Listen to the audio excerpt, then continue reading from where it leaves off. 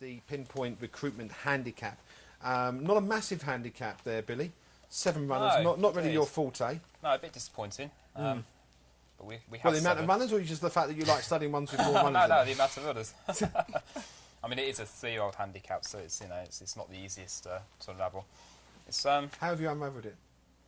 Well, I think the first few, Montjess, Sunblazer and Duke of Yorkshire, are all kind of similar types. They're all fairly exposed, probably fairly slow if you're honest, sort of staying types. So they're all so. I wouldn't. I think Sunblazers won 1 from 15. Yeah. I think that was favourite earlier. I'm not sure what's favourite. Yeah, that's been weak actually. CNBC is the favourite, who got a mention earlier wrongly. Yes.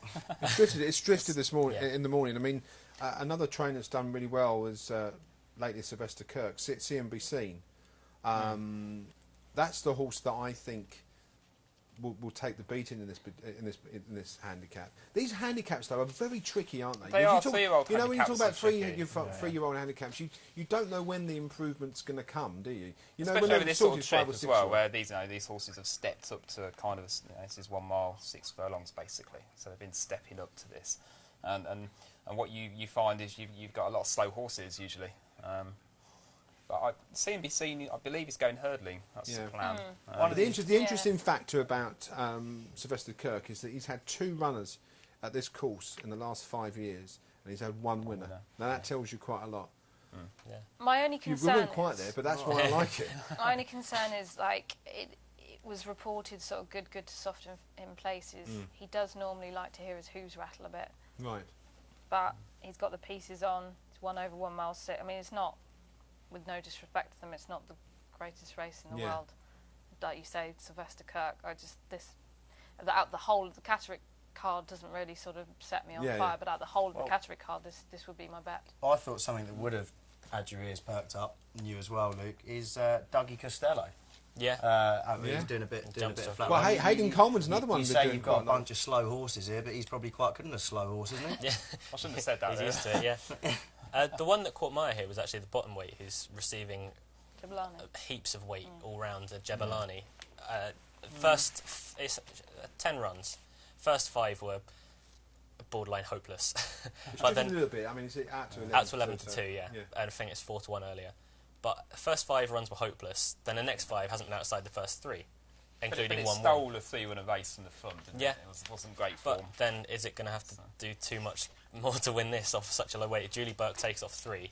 Her form figures riding Jebelani are 4th, 3rd and 2nd, so she gets on fairly well. But in this race, you're looking for the one that's going to turn up. To be there's only 7 runners, so I mean we should be able to give a winner to the people watching this programme. I think the couple of interesting ones are Samo Set, which is Alan Swinbank. Billy, should I just stop you there? You pick 6 out of 27. Out of 7, you pick 2. I've got 2. Yeah, I have got 2. Yeah, no, absolutely, yes. and you're a professional gambler. But anyway, I think tell us why. I think quickly, S. Dinard has joined Brian Ellison from Ireland for I think 4,500 guineas. And Brian stepped it straight up in trip. It was 2nd last time in the cellar. It's up in trip again. It's going from the cellar to a handicap, and I think that's going to improve. That's 15 to 2. I think this summarises the whole race for you. That's a 15 to 2 outsider of the lot. Is it? Yeah. So I'm surprised. I thought there would be some money for it. There is a horse being well backed in this race. Somerset. Somerset. Yeah.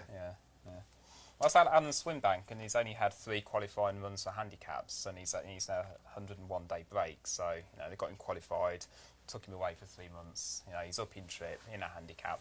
It's a very, to use a cliche, winnable race, and he's got. That's one of the ones you're back in Somerset. There's another one on Billy's list. I backed it already. I've got 8 to 1. Yeah, sounds like you can't lose. My selection before we waffle on should be CNBC. That's my selection. CNBC. No, I'd probably go and have a tenner on red and roulette or something like that for this race. Billy will probably back red and black. I'll bet I'll buy a scratch card. No, I'll go for Somerset. Yeah, Jebelani is the one that my darts landed on. Okay.